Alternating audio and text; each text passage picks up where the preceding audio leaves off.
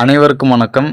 இன்றைக்கு முக்கியமான தகவல்களை தான் இந்த வீடியோவில் பார்க்க போகிறோம். ஸ்பெஷல் டிஎன்டிஇடி எக்ஸாமுக்கான மதிப்பெண் குறைக்கப்படுமா, அடுத்தது டிஆர்பி வெளியிட்ட ப்ரெஸ் நியூஸு, அதுக்கடுத்து கொஸ்டின்ஸ் எப்படி இருந்தது, இப்போ எக்ஸாமுக்கு அப்புறம் என்னென்ன ப்ராசஸ் நடக்கும் அப்படின்ற டீட்டெயிலை தான் இந்த வீடியோவில் 1 by 1 பார்க்க போகிறோம். ஸோ வீடியோவை ஸ்கிப் பண்ணாமல் முழுமையாக பாருங்கள். வீடியோக்குள்ளே போகிறதுக்கு முன்னாடி நீங்கள் என்ன நம்ம சேனலை சப்ஸ்கிரைப் பண்ணாமல் இருக்கீங்க அப்படின்னா கண்டிப்பாக ஒரு சப்ஸ்கிரைப் பண்ணி பக்கத்தில் இருக்கக்கூடிய பெல் ஐக்கானை கிளிக் பண்ணிக்கோங்க.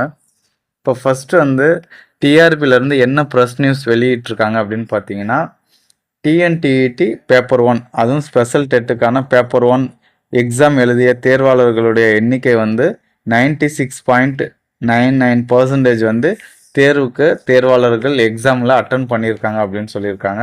ஸோ அதே மாதிரி பேப்பர் 2 பார்த்தீங்க அப்படின்னா 95.94% எக்ஸாமுக்கு அட்டன் பண்ணியிருக்காங்க அப்படின்னு சொல்லி அந்த கருத்தை தான் ப்ரெஸ் நியூஸாக வெளியிட்டிருந்தாங்க. அதற்கு அடுத்தது பார்த்தீங்க அப்படின்னா எக்ஸாமுக்கான ப்ராசஸ். ஸோ இப்போ நம்ம ஸ்பெஷல் டெட்டுக்கான எக்ஸாமை எழுதிட்டோம். அடுத்தது என்ன பண்ணுவாங்க டிஆர்பி சைட்லேருந்து அப்படின்னு பார்த்தீங்கன்னா, 1 வார காலம் அல்லது 2 வார காலத்துக்குள்ள என்ன பண்ணுவாங்க அப்படின்னா எக்ஸாமுக்கான டென்டேட்டிவ் ஆன்சர் கீ ரிலீஸ் பண்ணுவாங்க. இந்த ஆன்சர் கீயில் ஏதாவது தவறுதலாக சரியான விடையை தவறுதலாக கொடுத்துருக்காங்க அப்படின்னா ஸோ நம்ம அப்ஜெக்ஷன் தெரிவிக்கலாம்.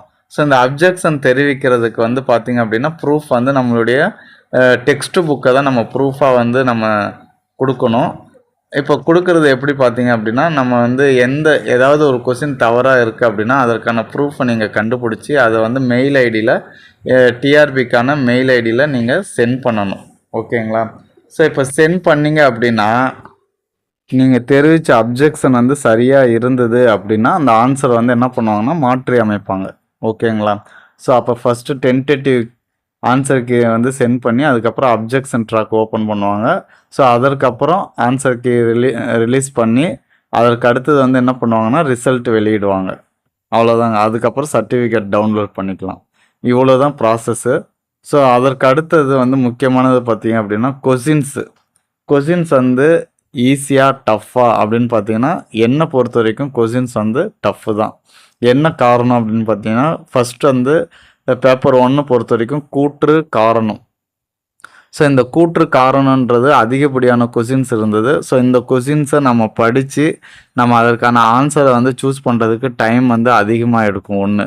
அதுக்கடுத்தது நம்முடைய சிலபஸை விட்டுட்டு சிலபஸில் கொஸ்டின்ஸ் ரொம்ப மிக மிக குறைவாக கேட்டிருந்தாங்க. சிலபஸை விட்டுட்டு வெளியே பார்த்திங்க அப்படின்னா ஹையர் ஸ்டடியிலேருந்து அதிகப்படியான கொஸ்டின்ஸ் கேட்டிருந்தாங்க. ஸோ இதுவும் நம்மளுடைய ட்ராபேக்காக இருந்தது. அதுக்கடுத்தது சம்ஸை பொறுத்த வரைக்கும் கொஞ்சம் டிஃபிகல்ட்டாக தான் இருந்தது.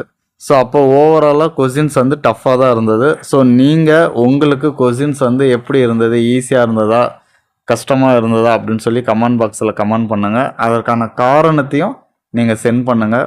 ஓகேங்களா? அதுக்கு அடுத்தது வெயிட்டேஜ் மதிப்பெண். இப்போ நமக்கு 60, 75, 90 கேட்டகரி வைஸ் நமக்கான எலிஜிபிள் மார்க்கு. ஸோ இந்த எலிஜிபிள் மார்க்கை அனைவருக்கும் 60 மதிப்பெண்ணாக குறைக்கணும்னு சொல்லி, அதாவது வெயிட்டேஜில் 25% குறைக்க சொல்லி போராட்டம் நடத்துகிறதா சொல்லியிருக்காங்க. ஸோ தமிழ்நாட்டு அரசுக்கும் அதை தெரிவிக்க போகிறதா சொல்லியிருந்தாங்க. ஓகேங்களா? ஸோ தமிழ்நாடு அரசு அதை செவி கொடுத்து கேட்டு வெயிட்டேஜ் மதிப்பெண் குறைக்குமா குறைக்காதா அப்படின்றத நம்ம பொறுத்திருந்து பார்க்கலாம். கண்டிப்பாக நல்லதே நடக்கும். All the best. Thanks for வாட்சிங்னா. Thank you to all.